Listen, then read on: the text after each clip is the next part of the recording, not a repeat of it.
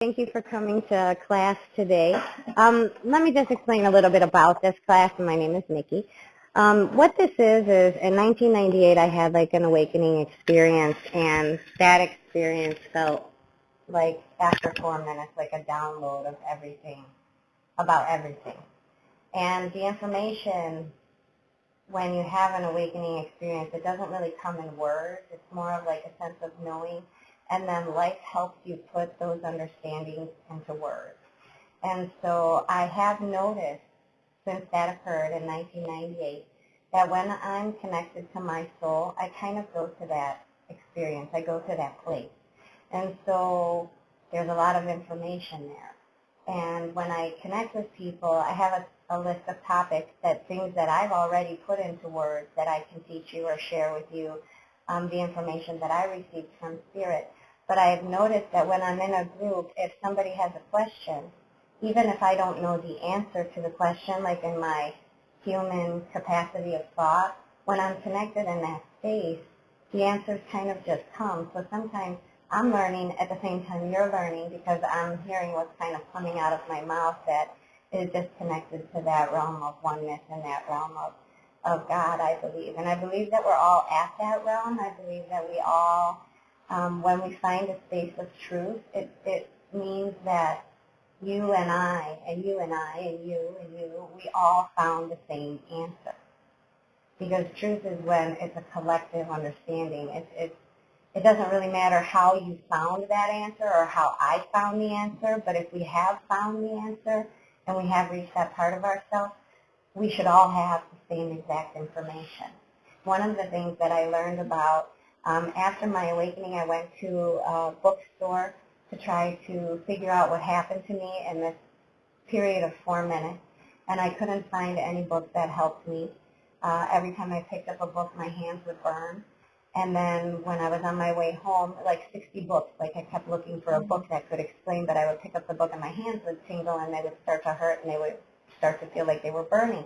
So I would put the book down, and on the way home, I got an impression of a Bible verse. And so when I went home, I looked up the Bible verse and I was holding it, and I got kind of sucked into the book of Corinthians. And about a half an hour into reading it, my spirit kind of tapped me and was like, hey, how are your hands? And I was like, oh my God, they weren't burning. And it made me realize that the only book that I should really consult if I had questions was the Bible. And it was like that from 1998 until 2 years ago. And I have friends and relatives in heaven, and my grandma is one of my principal spirit guides, and I think I've connected with you all, so you guys should all know who your principal spirit guides are. But I have asked my grandmother for guidance on, if she could share information with me, and I verified with her in a prayer meditation if what I understood about just consulting the Bible was true, and she told me yes. And I thought at the time that meant that the Bible has all the answers. By the way, it does. But that is because I found that as I've been in my journey. But what was I going to say? So I had asked my grandmother, is that true? Should I only read this book? And she said yes. And so again, at the time, I thought that's because that's where they wanted me to find the answer. But what I understood many years later, because I never read a spiritual book or anything like that until a couple years ago when my grandmother in heaven told me, okay, you can read books now.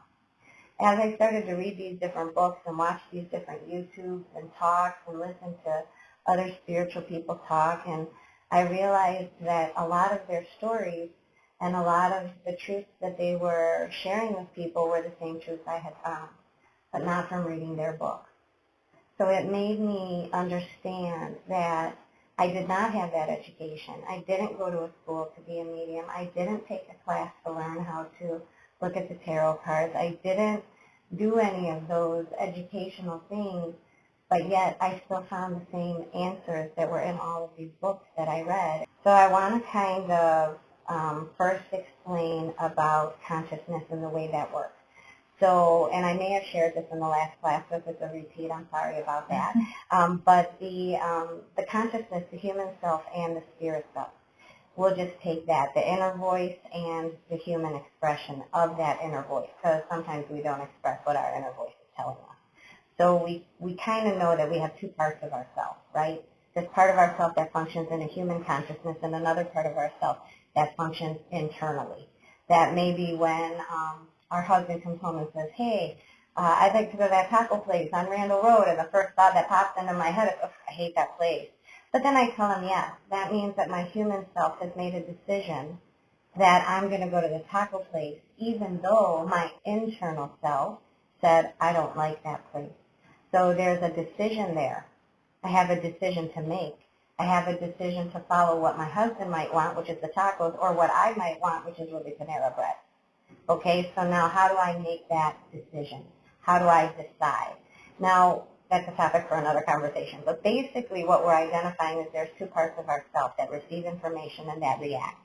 So if we follow the idea of having a human self and a spirit self and that they coexist, that they are part of the same experience, then we can understand that we have two thought processes. If you think about wake and sleep, one is a human consciousness because you're awake, and one is more of a non-wake state of human consciousness, so just your humanity is sleeping. But another part of you is functioning, that is your spirit self. So if you think of the sun and the moon and the way the sun and the moon function, the sun is like the human brain, the moon is like the spirit brain. So during the day, the human brain or the sun brain is really more dominant. That's what kind of gets us through our day. And then at the end of the day, just like the sun and the sun is going to start to set and the moon is going to rise. And so this is where we're transferring light energy, right, the sun and the moon. This is also where we transfer a human spiritual consciousness. So think about when you are getting ready to go to sleep and you're really kind of starting to drift off.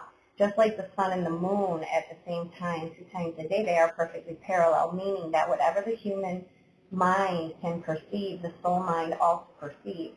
That means that's a mesh. They're sharing information. Everything this one knows at the exact same time, just like the sun and the moon. So if the sun is setting, meaning you're going to sleep, did anybody ever get kind of asleep and they jolt their body like that? Now that jolt, but nobody gets up after the jolt. Everybody jolts, realizes they jolt, and then they're sound asleep. And that's because the soul part of you has elevated above your human consciousness. So your body and brain stays asleep, and now your soul is more active, and sometimes you can feel that transference. There's a lot of, in fact, I was actually watching a Sadhguru thing, YouTube, and he was talking about to train yourself to be part of that consciousness is try to catch yourself here. Try to catch yourself right at that moment of wake and that moment of sleep. But you've all had it. You've all jolted out. So you have experienced a transcendence of the spirit self kind of above that human consciousness. So when you're in that state, this is where, you'll get a dream. And when you wake up in the morning and that kind of transfers here, right about at the balanced state, you totally remember the dream.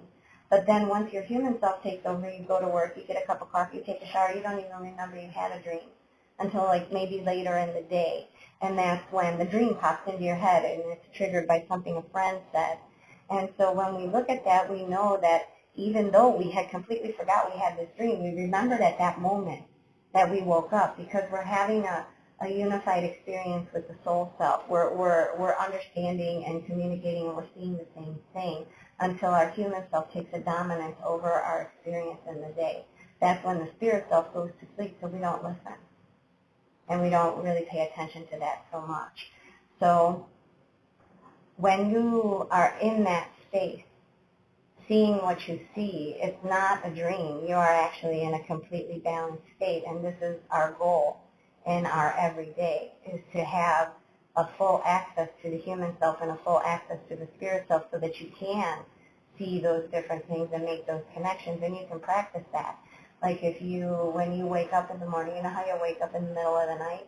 Before you actually get up to move your body, before you come physical, your consciousness comes awake first. And that exact moment, what's on your mind? Take a minute and see what's coming to you, what thoughts, what pictures. That when we wake at that exact moment, then we can pull information from our soul. And when you just listen and see how it plays out in your day. What is the picture? Don't discount the picture. If you see a rose, figure out why. What in your day balances that? What's the meaning of a rose? What's the symbolism of a rose? Because your spirit isn't going to so much always talk to you in words. There could be pictures, there could be thoughts, people could pop into your mind. So when you can start to identify that, and you can halt your space at that time, and you get pretty comfortable with it, and you put it into like a little bit of a practice that every time you do it, you are able to hold yourself at that space for a minute and kind of see what's there, then you can start to use that same practice as a way of connecting with not only your own soul, your ascended masters, your angels, your family, your friends in heaven. And you would do that by possibly at that moment of relaxation when you're going to get ready to go to sleep and your soul is beginning that transition. You can have that person or that question or that thing on your mind. You can have it on your mind. You can ask your soul to take that information. You know, you can send that to your own soul. And that is just in a visualization or just in a thought. You know, you think, well, I'm talking to myself. Yeah, you're talking to your other self. So if I need a question of mine answered or I need clarity on something, I will before I go to bed at night. And just as I'm finishing up what I'm doing and I'm almost to that point where I'm going to close my eyes in a minute and then it's all she wrote, I'll ask that question. And I'll try to catch that in the morning when I wake up. And if I don't catch it in the morning or I don't get an answer or I miss the answer, then or that communication, I'll tell myself when I wake up, okay, well, anytime you want to like pop it in my head today, that would be really great. And this way it makes me humanly and consciously aware that I am in waiting for a receipt of an answer. So it means that I'll catch it because I'm looking for it. I don't know what the answer is, but my humanity already knows that I'm supposed to be alert to an answer of some sort. So you can do that. And that's how you start to make that communication. And that exercise in the morning works really great because this starts to help you identify your symbolism for how does your spirit talk to me. So if I'm in the middle of maybe a reading or a session with somebody and a giraffe pops in my head in the same manner than it did that day, then I'm going to ask them to please focus on their intuition. And then I'm going to look at where is their intuition coming from. When I look at them as the giraffe in their heart, it means they're heart-oriented for intuition. So just that one exercise started to be a symbol for me with my soul. And it was a new one. And then I didn't ever have it before. So as we go through these expressions with our soul and that communication with our soul shows us things because when we look it up, when we figure it out, it is now part of the language that we share with our soul. And so then even if we're in the middle of our day and that information comes back, well, you already know that language. You know what that thing means. You know what its symbolism is. You know why it came to you. You've done all the research that your soul showed you something, right? Because you want to have that fluid communication. Nightmares, it depends, because nightmares are a different topic in that the nightmare is only the thing that scares the shit out of you. That's really the nightmare. But prior to the nightmare, there's a dream. So if you think about that transcended state, my daughter dreams very vividly. She's like a lucid dreamer. She can control her dreams. Over the years, she's learned how to do that. But when she was a little girl, she would come to me with these elaborate dreams, and I would try to help her understand them. And I don't dream. I dream like once a year. So I did a prayer thing to God, and I was like, I know this means something for her, but I don't dream, so I don't know how to analyze a dream or how to get information out of a dream. And wouldn't you know? But from that day, for the next 6 months, I had a dream every single day. For 6 months, until I identified different levels of dreaming, what they meant. I'm a theory person. If I think that this means something, then I have to prove it to myself. That it's actually true. That, this is actually my symbol, this is actually what it means, and I always look for 3. So I look for to be it proven to me 3 times. And so my daughter was waking up with these dreams, and what I started to recognize was a pattern in the dreams that I was having and in the dreams that she was having. We are spirit and we are human, and really the void that we feel in our human lives is because we're all trying to get to heaven. We're all trying to go back. We feel separate from love. And we compare all love that's translated through our human mind. We compare that to a love that we know is so true that the love here can't compare to it. So we try to make the love that comes through our mind and through what society has taught us, we try to make that the love that we're missing, but it's not. Right? The love we're missing is that connection to all things, to one thing. And so I started to notice this pattern that my daughter would wake up and somebody was chasing her and they were going to kill her. And I started to notice in that 6 months of dreams that when I'm in a dream, like, where the hell is my purse? I can't find my purse. And then I started to notice that another friend of mine was sharing her dream, and she was jumping off a cliff, and she was going to commit suicide in her dream, and all of these things. And then I started to notice that people had these horrible nightmares. One of my friends, she had a dream that if she ate anything after like 8 o'clock, then she would have a dream that someone was chasing her with a knife, and they were going to catch her and kill her. And so she had these nightmares and was terrified to eat dinner after like 6 or 7 o'clock because they're going to chase her and kill her, and she couldn't go through that trauma in the dream. And so if we think about, and back to that original point where I started, if we think about being human and being spirit, and the love that when we're in that spirit place, that it feels so good, right? It feels so good when we're in a transcendent state. We're so damn happy. Time flies. We're having a good time. Think of the time flies. We're having a great time. You're in a transcendent state. Nothing in humanity is weighing you down. We're all looking for that. We want to resonate at that vibration of bliss all the freaking time. But life doesn't kind of let us do that. So there is something on earth, something in your past, something in your experience, something in your psyche and your emotions. There is something that grounds you to this world. There is something that on this earth, you have a fear of something. You feel out of control in something. Something keeps you on earth. Usually that is your nightmare. So if I think about having, in other words, because you are in a transcendent state, right? So your spirit is giving you a dream. You're sleeping and you're having this glorious, beautiful dream. Maybe you're meeting with somebody in heaven, your husband, your parents, your wives, your children, maybe grandma, maybe you seek them out to get some information from them. And so you have this dream or this connection with them that you absolutely have to remember. But it's so nice that what if you don't remember it, right? Because it's in this space of joy. And when we come back into this body, we forget the joy from where we come. We forget it. We forget the love. We forget the joy. We're here on this body, and this body grounds it, like weighs it down. So in order for us to grasp that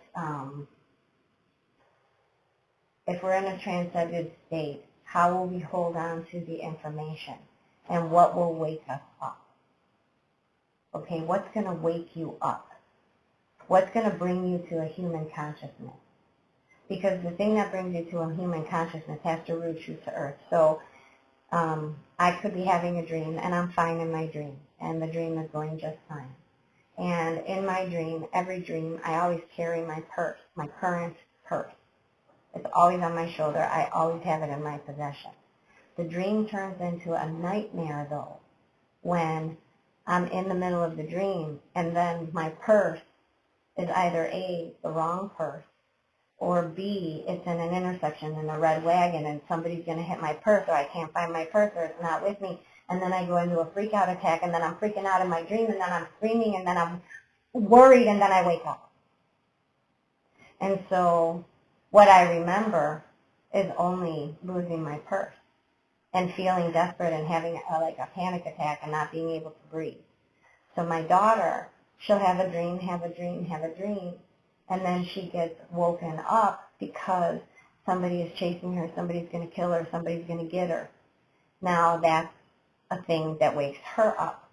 So if you think of your nightmares is really what wakes you up. It's like your alarm clock, but that is not the message. That's only what brings you back to earth. That's what wakes up your human consciousness, because that's the thing that you may fear here on earth.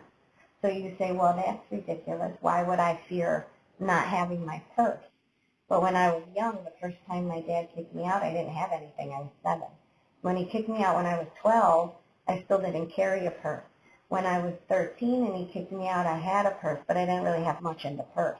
By the time I was 14 to 15, I could live for 4 days out of my purse. So you'll never see me without my purse. People, even they make fun of me. But if I'm in the kitchen, my purse is in the kitchen at my own house. If I go upstairs to go to bed, the purse comes with me. Because for me, that was my security blanket. It's what kept me safe on earth. That even if I didn't have my family and I ended up on the street, I had a way to survive. Because I had clothes in there, toothbrush, toothpaste, you name it, I had everything in there. I could literally live out of my purse. So for me, it was a sense of security. So in my dream, when that security was not available to me, when I felt out of control, that actually became my nightmare. But that's the thing that happens. That's my nightmare on earth. So it wakes me up. Now, if I can recognize that, not only A, can I change it, I can ask my soul to give me another wake-up call. Because sometimes in that abrupt grounding, you forget to dream. So you're never looking at the end result. You're never looking at the part that scared you. That is not the dream. That is the alarm clock. The dream happened before that. The dream occurred prior to that. Does that make sense? And what you want to try to get to is the dream beforehand, before the nightmare part occurs.